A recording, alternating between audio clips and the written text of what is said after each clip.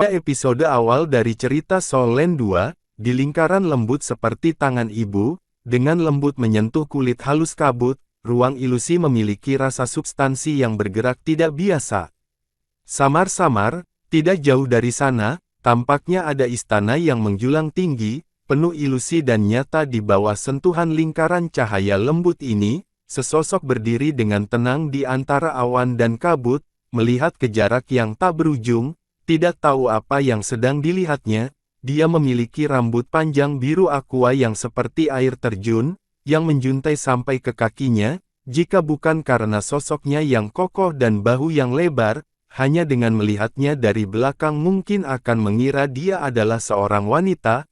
Ubah biru yang mewah seolah memiliki gelombang air, jika diperhatikan dengan seksama, mata Anda akan langsung tertarik dengan warna biru tua, bahkan seluruh jiwa akan tersedot ke dalam biru yang dalam dan tak berujung seperti laut. Wajahnya yang tampan, yang hanya berusia 20-an, memiliki mata yang dalam matanya tampak hampa, tetapi tampaknya mencakup semua. Makna ungu sesekali muncul yang bahkan lebih menakjubkan. Akan ada tekstur kecantikan instan, hidup dan mati instan. Pria itu mendesah pelan, sedikit kesedihan di antara alisnya, matanya sedikit terpejam, seolah dia merasakan kebenaran langit dan bumi. Kakak ketiga, sebuah panggilan lembut terdengar. Sesosok baru saja melangkah keluar dari ilusi dan datang ke sisi pria berpakaian biru itu, secara alami dan lembut memegang lengannya. Sepertinya gerakan yang telah dilakukan ribuan kali terlihat begitu halus dan angan-angan. Itu adalah seorang wanita yang mengenakan gaun merah muda, kepang kalajengking panjang dengan rambut panjang dan rambut panjang digantung dengan lembut, dari samping dan belakang. Dia bisa melihat leher putihnya yang halus dan ramping. Pinggang gaun itu penuh dengan pegangan, garis sempurna sosoknya yang menarik, dengan senyum tipis di wajahnya yang cantik. Dia melingkarkan lengannya di lengan pria biru itu, dan dengan lembut meletakkan kepalanya di bahunya. Jalinan kalajengking yang lembut juga bergoyang, jatuh di belakang baju biru pria itu. Rambutnya melengkung diam-diam, membelit rambut panjang pria itu. Wajah tampan pria berbaju biru itu menunjukkan senyuman tak berdaya. Kamu nakal sekali saat kamu menjadi seorang ibu. Gadis dengan rok merah muda mengerutkan bibirnya dengan ketidakpuasan. Apa salahnya menjadi seorang ibu? Tidak bisakah kamu menjadi centil? Setelah kamu menjadi penegak hukum di alam dewa dan dewa laut, apakah kamu masih akan dipanggil Tang San atau saudara ketigaku? Tang San memeluk wanita rok merah muda di pelukannya dan tersenyum. Tentu saja kamu bisa bertingkah seperti bayi. Kamu adalah Xiao Wu favoritku apapun yang terjadi, selama kamu tidak membiarkan bayi perempuanmu melihatnya. Jika tidak, dia bisa berhubungan seks. Anda berjuang untuk mendapatkan bantuan. Ketika Xiao Wu mendengar Tang San menyebut-nyebut putrinya, matanya semua lembut. Ki kecil, gadis ini terlalu melekat. Kita bisa menghabiskan waktu di dunia dua orang saat dia tidur.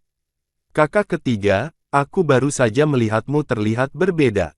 Yu, apa karena benua Douluo lagi? Tang San mengangguk, menghela nafas ringan dan berkata, 1 hari di alam dewa. 1 tahun di dunia fana. Ini berlaku di semua pesawat. Awalnya saya ingin tinggal di benua Douluo untuk sementara waktu, tetapi karena kebaikan dan kejahatan kedua Raja Dewa harus kembali ke alam dewa untuk memimpin situasi keseluruhan karena perjanjian perjudian mereka, tetapi mereka tidak mau.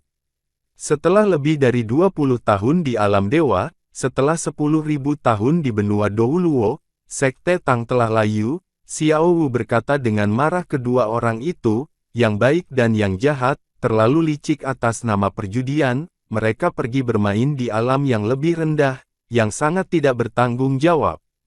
Mereka menemukan pasangan muda yang menggantikan para dewa. Pengalaman sebelumnya terlalu menyedihkan, atau biarkan mereka memimpin situasi secara keseluruhan dan Anda bisa santai. Tang San berkata, Raja Dewa dan penegak hukum para dewa tampaknya lebih unggul, tetapi tidak semua orang bersedia menanggungnya. Benua Douluo tampak agak kacau setelah ribuan tahun perubahan, terutama perubahan kerak bumi lebih dari 4.000 tahun yang lalu. tabrakan benua yang akan datang tidak hanya menggandakan luas benua Douluo, tetapi juga membawa banyak variabel, Xiao Wu berkata. Sekte Tang telah menurun sejak saat itu, kakak ketiga jangan terlalu memikirkannya, sebenarnya, dalam arti tertentu, penurunan Sekte Tang juga karena kemajuan zaman dan bidang. Tang San mengangguk, kamu benar tapi bagaimanapun aku menciptakan Sekte Tang, aku benar-benar tidak tahan mati dan sebagai penegak hukum di Dewa, aku tidak bisa mengganggu pergantian pesawat.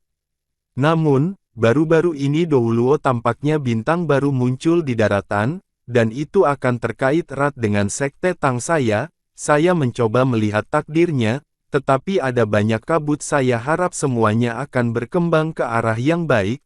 Mata Xiao Wu berbinar dan berkata, bahkan kamu mengatakan bahwa kamu adalah bintang baru, itu pasti kandidat yang baik, jika dia bisa mengambil alih posisi kamu di masa depan. Bukankah kita punya waktu untuk bermain-main? Tang San mengangkat tangannya dan mencubit hidungnya, kamu tahu cara bermain.